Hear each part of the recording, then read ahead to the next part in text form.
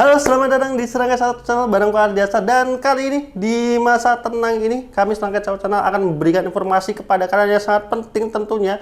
Gimana sih cara mencoblos nanti tanggal 14 Februari 2024. Walaupun ya bisa dibilang ini nggak tenang-tenang banget karena lagi trending kan terkait kalau 2019 ada namanya Sexy Killers yang juga diluncurin atau dikeluarin pada saat masa Pemilu 2019. Di tahun ini juga muncul lagi yaitu Dirty Vote yang kalian bisa tonton di YouTube. Itu juga berkaitan apa ya istilahnya menyentil lah isu di Pemilu 2024 ini. Tapi kita nggak akan ngomongin soal itu. Kita seperti tadi yang aku sampaikan tinggal hamin 2 hari lagi kita akan mencoblos di TPS masing-masing, dan ini adalah serangkai informasi dari Serangkai Satu Channel.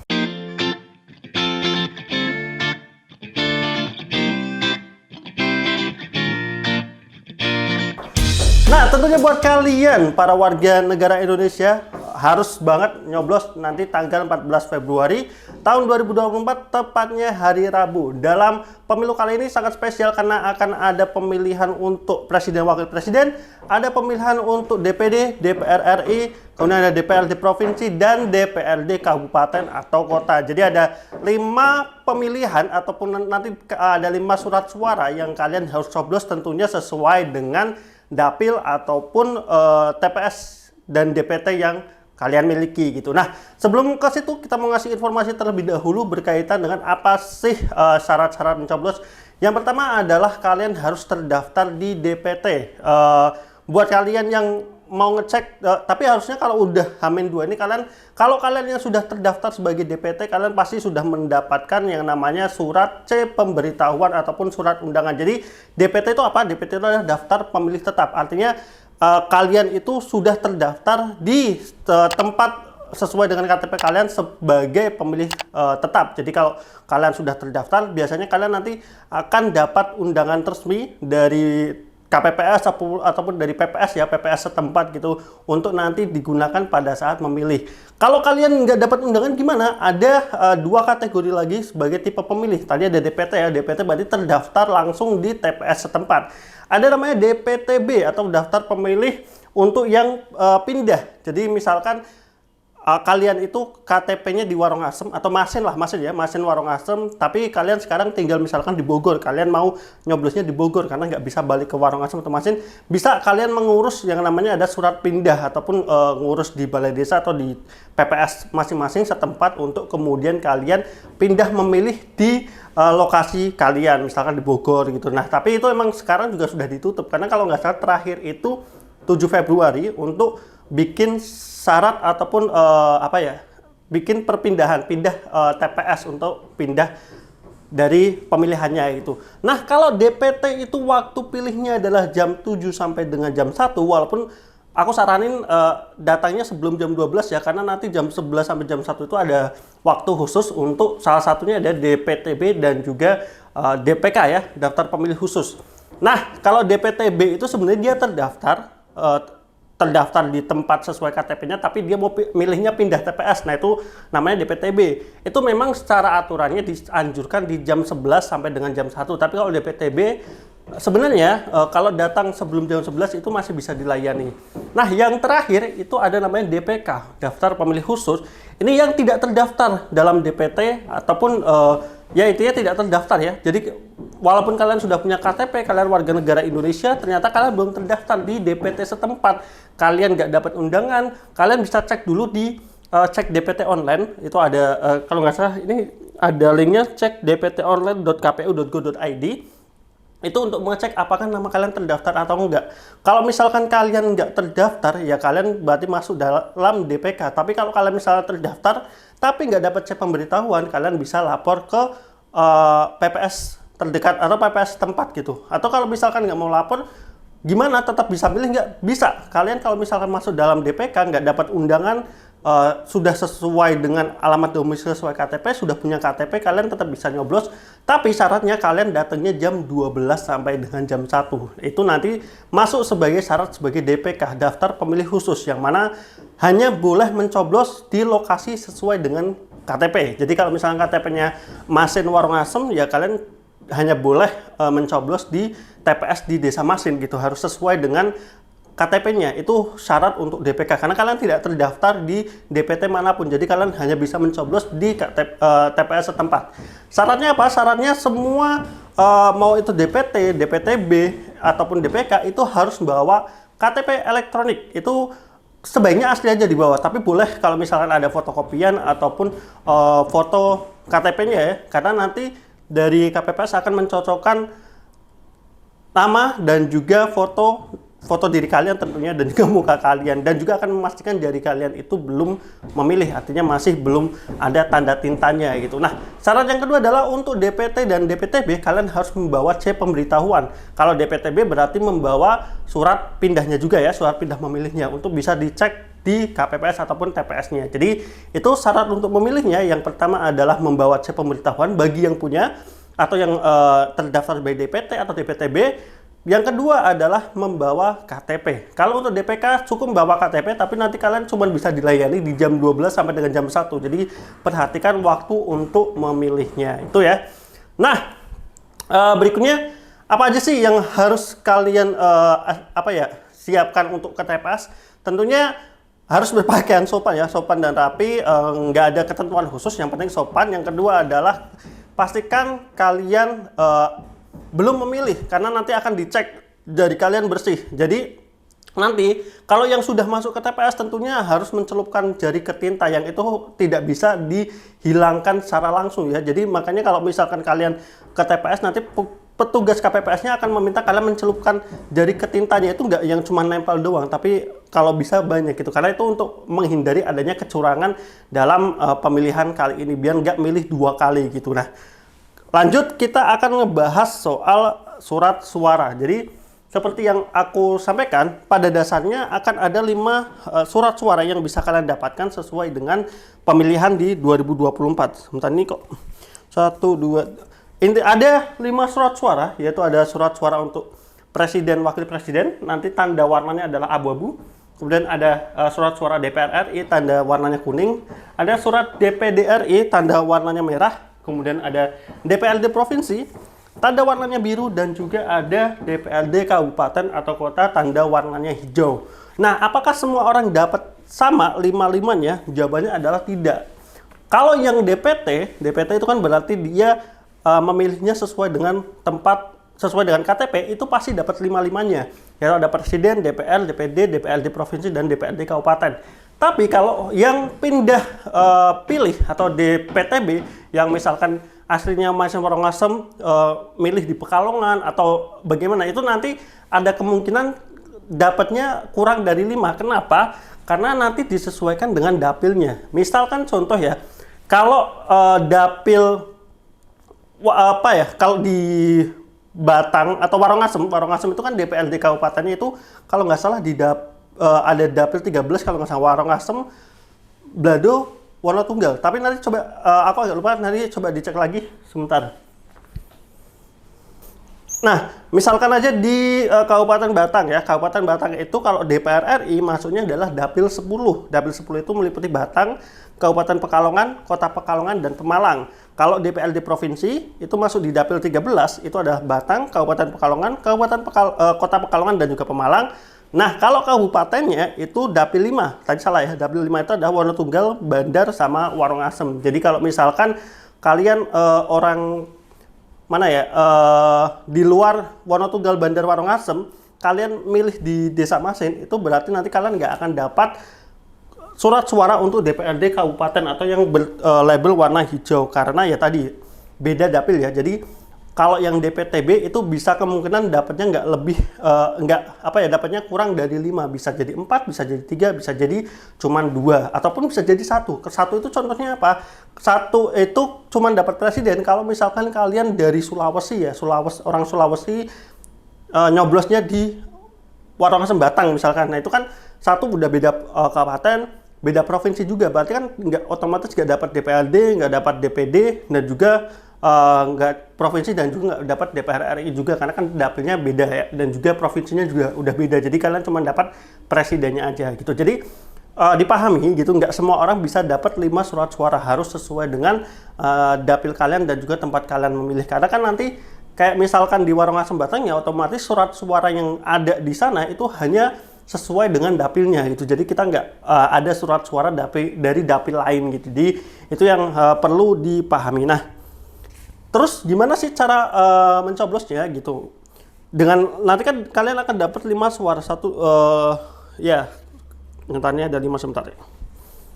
Nah ya benar. Nah ini kan dapat 5 suara. Kita akan satu-satu terlebih dahulu. Yang pertama adalah untuk suaranya presiden dan wakil presiden. Kalau presiden wakil presiden kan cuman ada 3 ya calonnya. Ada nomor urut 1 ada Anies dan juga Muhaimin Iskandar, nomor urut 2 ada Prabowo dan Ganjar dan Prabowo dan juga Gibran, dan nomor urut 3 adalah Ganjar dan juga Mahfud MD. Jadi surat suaranya kecil, cuma gini doang, cuman ada 3 kotak dari masing-masing calon. Ini karena ini contoh, jadi ini kosong, dan juga ini partainya juga partai nama-nama buah ya. Jadi intinya kalian cukup satu surat suara itu hanya coblos 1 kali aja gitu. Kalau mau cari aman, maksudnya nggak yang bikin suara itu rusak. Jadi kalau kalian dukung nomor 1, intinya adalah kalian silahkan coblos di kotaknya, yang di dalam kotak. Kalau misalnya kalian milih nomor 1 ya kalian coblos saja di kotak nomor 1. Dalamnya ya, mau itu di foto orangnya, mau itu di tanda partai, mau itu di nomor, itu bebas selama masih dalam garis kotak hitam ini. Kalau nomor 2 ya coblos nomor 2, kalau 3 coblos nomor 3. Hanya 1 coblosan saja. Boleh nggak lebih dari 1 coblosan selama masih dalam 1 kotak, itu masih dianggap sah. Tapi kalau misalkan sudah 2 kotak, itu nggak sah. Ataupun kalian nyoblos nomor 1 dalam kotak, terus ada coblosan lain di luar kotak. Misalkan nyoblos di atas ini, itu juga tidak sah. Artinya surat suara rusak. Jadi perhatikan, kalau nyoblos paling aman adalah 1 surat suara, 1 coblosan saja di dalam kotak partai ataupun kotak calonnya gitu. Jadi kalau boleh tadi ya, boleh di orangnya, boleh di nama partainya, boleh di nomornya selama masih dalam 1 kotak. Tapi harus 1 kotak ya. Kalau misal lebih dari 1 kotak itu berarti tidak sah. Kemudian perhatikan pada saat kalian membuka lipatan, kalian harus hati-hati. Kalau kemudian bukanya itu robek, itu juga sebaiknya kalian langsung info ke petugas KPPS-nya, karena surat suara kalian itu dianggap rusak, cacat gitu, jadi harus dikembalikan. Tapi ingat, kesempatannya hanya 1 kali. Jadi kalau misalkan kalian buka surat suaranya itu terlalu semangat sampai robek, kalian boleh mengganti tapi hanya 1 kali. Jadi hati-hati, dan pastikan kalau melipat juga harus hati-hati gitu. Jadi itu yang pertama dah untuk presiden. Yang kedua kita coba yang DPR RI. Nah ini yang DPR RI, ini lipatannya juga harus kalian perhatikan ya, karena ini lumayan besar. Jadi harus hati-hati, jangan sampai robek. Ingat ya, kalau robek kalian cuma boleh mengganti sebanyak 1 kali. Nah, ini ada DPR RI, banyak banget kotaknya gitu. Jadi kalau DPR RI itu dalam 1 kotak itu ada nama partai, kemudian ada kotak calon-calonnya gitu. Kenapa seperti itu? Karena nanti ada 2 suara, bisa masuk ke suara partai, bisa masuk ke suara calon. Maksudnya apa? Kalau misalkan nih Partai Semangka kalian punya jagoan unggul, yaitu misalkan calon nomor 3, insinyur titik calon anggota DPR.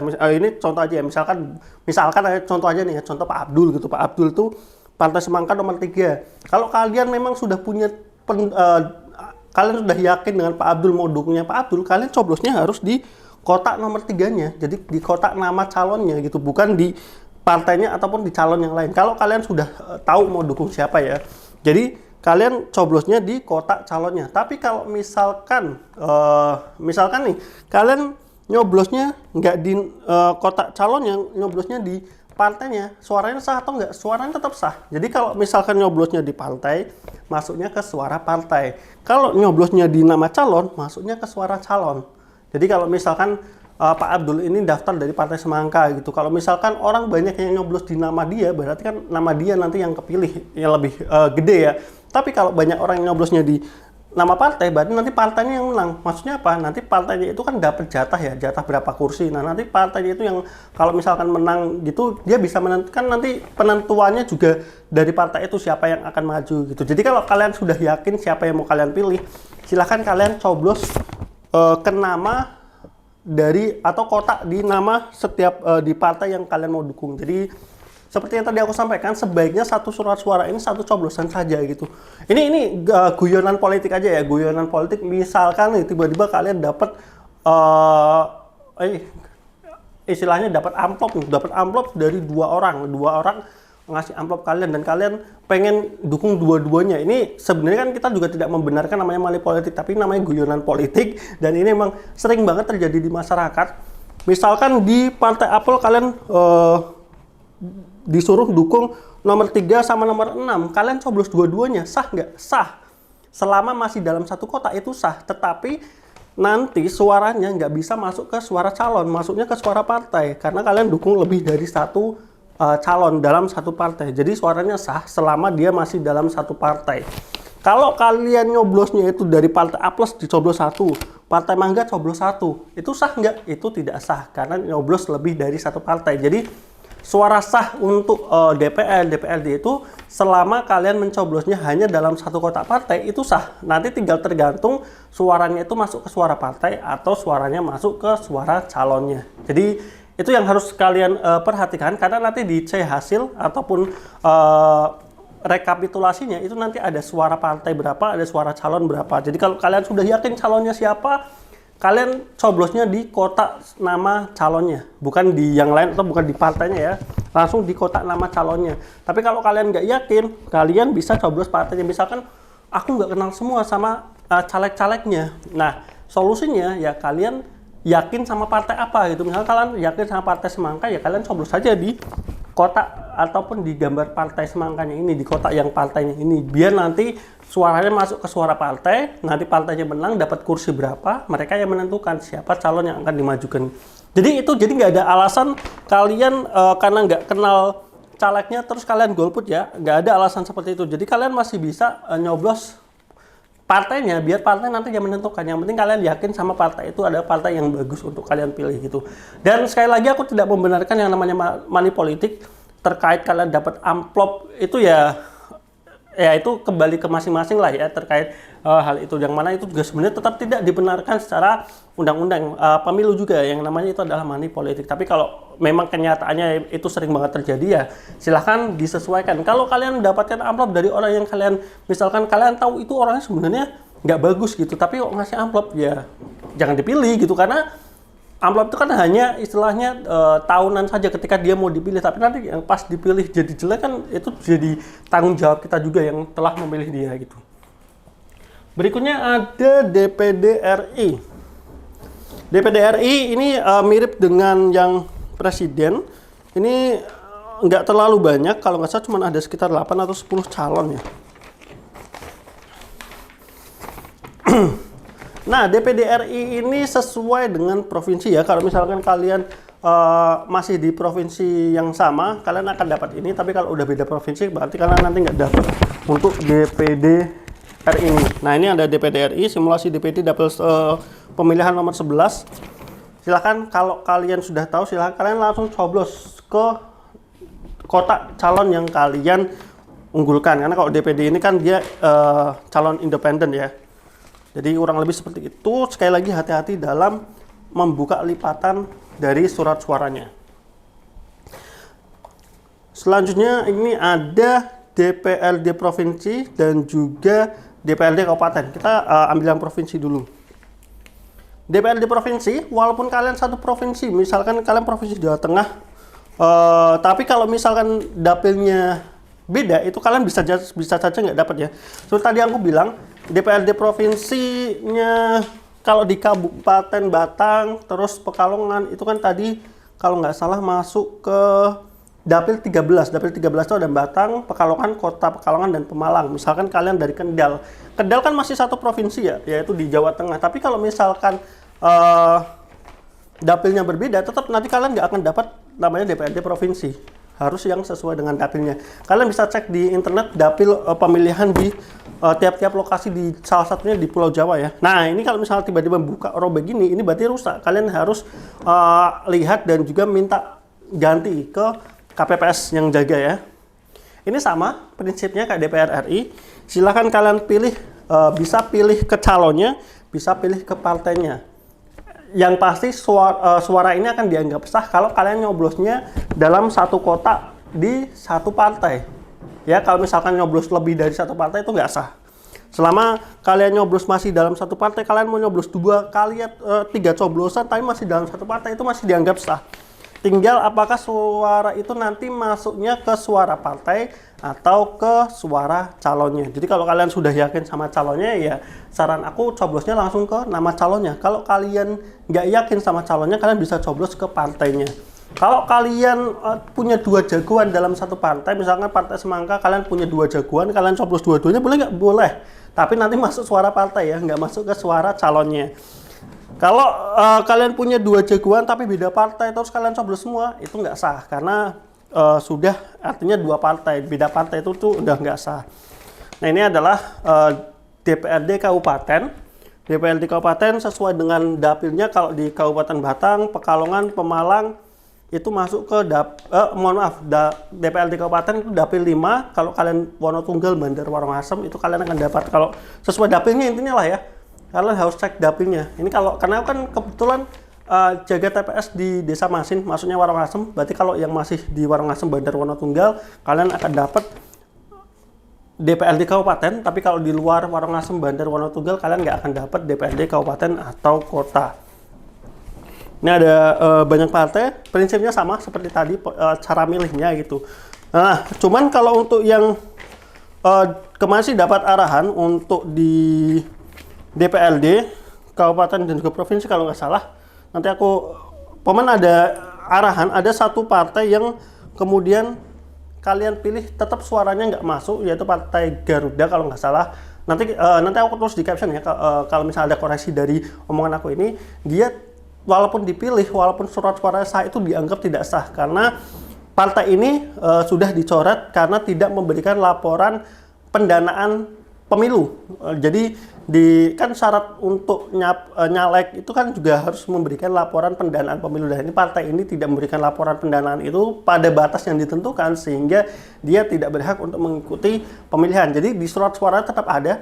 Kalaupun kalian pilih, nanti suara kalian tidak sah karena partai ini tidak bisa memberikan laporan hasil pemilu sesuai dengan waktu yang sudah ditetapkan oleh KPU setempat. Jadi mungkin itu yang bisa aku sampaikan dari informasi yang aku punya untuk berkaitan dengan cara pemilihan ataupun cara coblos nanti di tanggal 14 Februari 2024. Jadi ingat, gunakan hak pilih kalian nanti hari Rabu. Waktunya sesuaikan dengan tipe pemilihnya, yaitu bisa DPT, yaitu jam 7 sampai dengan jam 1, tapi diusahakan sebelum jam 12 datangnya. Kemudian ada DPTB, yang secara waktu itu adalah jam 11 sampai jam 12, tapi masih bisa dilayani sebelum jam 11, kalau DPTB. Kalau DPK, itu sebaiknya, diatur di jam 12 sampai dengan jam 1. Jadi kalau DPK, itu datanya nanti antara jam 12 sampai dengan jam 1 gitu. Nah, ini juga kalian harus perhatikan benar-benar surat suara kalian jangan sampai rusak karena nanti suara kalian tidak sah kalau misalkan surat suara rusak. Jadi kalau pas buka surat suara itu harus hati-hati. Kalau terjadi kerusakan, silahkan minta untuk dikembalikan ke KPPS, minta ganti, tapi hanya 1 kali. Satu orang cuma dapat kesempatan 1 kali untuk mengganti surat suara. Jadi harus hati-hati terkait hal itu gitu. Dan juga untuk surat suara di masing-masing TPS itu hanya mendapatkan jumlah DPT plus 2% dari total surat suara. Jadi penggantian itu juga di TPS bisa sangat terbatas. Tapi kalau misalkan kalian itu istilahnya mendapatkan surat suara udah rusak dari awal, ya kalian tetap berhak untuk mendapatkan ganti dari surat suaranya. Tentunya selamat bertugas untuk para KPPS, kemudian para PPS, PPK ataupun KPU nanti di Pemilu 2024. Tetap harus jaga netralitas sebagai penyelenggara pemilu 2024. Ya, walaupun kalau kita ngomongin yang lagi rame banget ada Sirekap juga yang sampai sekarang masih banyak trouble-nya. Semoga itu bisa diatasi. Kalau bisa hari ini gitu, jangan terlalu mendadak karena aku juga kedapatan jatah Sirekap dan masih banyak banget trouble yang kita alami gitu terkait hal itu. Dan buat kalian masyarakat, bisa nggak sih mengawal pemilu? Bisa. Kalian bisa cek di kawalpemilu.org, itu kalian bisa memfoto hasil hasil baik itu salinan, hasil salinannya untuk diupload ke Kawal Pemilu. Jadi ini adalah lembaga non KPU yang mana istilahnya mencoba untuk memberikan monitoring terhadap pemilu 2024 gitu. Jadi kalau misalkan kalian ragu nih dengan kredibilitas ataupun netralitas dari para penyelenggara pemilu ini, kalian bisa bantu di kawalpemilu.org. Kalian bisa foto C hasilnya untuk kalian upload sana. Nah, itu sebagai backupan ataupun nanti data penyanding kalau misalkan dugaan terjadinya pelanggaran dalam pemilu 2024. Jadi sekian saja informasi dari Serangkai 1. Sekali lagi, gunakan hak pilih kalian di pemilu 2024 dan salam damai dari Serangkai 1 Channel. Sampai ketemu di video berikutnya. Bye-bye.